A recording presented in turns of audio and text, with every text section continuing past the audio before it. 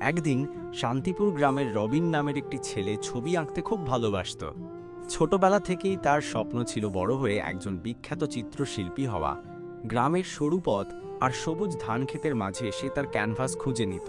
রবিনের বাবা ছিলেন একজন দরিদ্র কৃষক আর মা ছিলেন গৃহিণী। অভাবের সংসারে তাদের দিন কাটানো খুব কষ্টের ছিল, তবুও রবিনকে তারা সবসময় উৎসাহ দিত। রবিনের মা প্রায় বলতেন, বাবা দেখিস, একদিন তুই অনেক বড় হবি, তোর ছবি সারা বিশ্ব দেখবে। মায়ের এই কথাগুলো রবিনের মনে সাহস জোগাত। রবিন গ্রামের স্কুলে পড়াশোনার পাশাপাশি ছবি আঁকা চালিয়ে যেত, বাঁশের কঞ্চি দিয়ে তুলি বানিয়ে, আর গ্রামের গাছের পাতা ও ফুল থেকে রং তৈরি করে সে ছবি আঁকত। তার ছবিতে ফুটে উঠত গ্রামের সাধারণ মানুষের জীবন, প্রকৃতির রূপ আর স্বপ্নের কথা।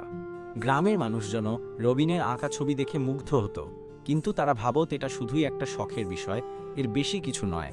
একদিন রবিন জানতে পারল জেলা শহরে একটি চিত্র প্রদর্শনী হবে, যেখানে সেরা শিল্পকর্মগুলোকে পুরস্কৃত করা হবে। রবিন ভাবল এটাই তার সুযোগ। সে নিজের সেরা ছবিগুলো নিয়ে সেই প্রদর্শনীতে অংশ নেওয়ার সিদ্ধান্ত নিল। কিন্তু সমস্যা হলো, তার কাছে তো ভালো মানের রং আর তুলি কেনার টাকা নেই।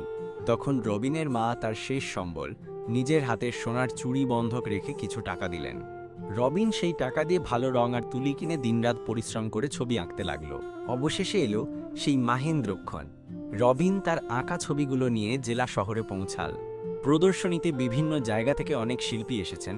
তাদের আঁকা ছবিগুলো দেখে রবিনের মনে ভয় ধরে গেল। এত সুন্দর আর নিখুঁত সব ছবি, তার মনে হলো তার ছবিগুলো হয়তো এখানে কিছুই না। তবুও সে সাহস হারাল না, নিজের ছবিগুলো দর্শকদের সামনে তুলে ধরল। প্রথম দিকে তেমন কেউ তার ছবির দিকে ফিরেও তাকায়নি। রবিন এক কোণে দাঁড়িয়েছিল, তার চোখে হতাশার ছাপ। হঠাৎ একজন প্রবীণ শিল্পী এসে রবিনের ছবির সামনে দাঁড়ালেন। তিনি মনোযোগ দিয়ে ছবিগুলো দেখতে লাগলেন। রবিন ভয়ে ভয়ে তার দিকে তাকিয়ে রইল। কিছুক্ষণ পর সেই শিল্পী রবিনের দিকে ফিরে বললেন, তোমার ছবিতে গভীরতা আছে, রঙগুলোর ব্যবহার চমৎকার, তোমার ভেতরের শিল্পী সত্তা জেগে আছে, যেটা অনেক শিল্পীর মধ্যেই দেখা যায় না। রবিনের চোখে পানি এসে গেল। এই প্রথম কেউ তার কাজের এত প্রশংসা করল।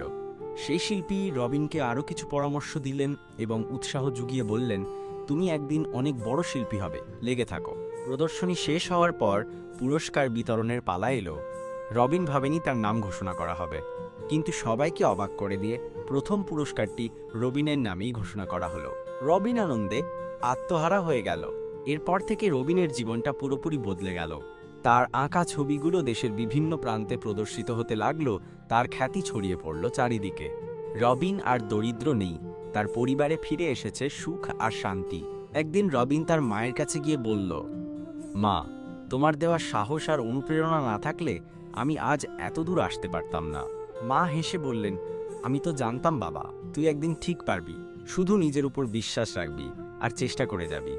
এই গল্পের শিক্ষা হলো, জীবনে যতই বাধা আসুক না কেন, নিজের স্বপ্ন আর চেষ্টার উপর বিশ্বাস রাখলে একদিন সফলতা আসবেই। শেষ মুহূর্ত পর্যন্ত চেষ্টা করে যাওয়াটা জরুরি।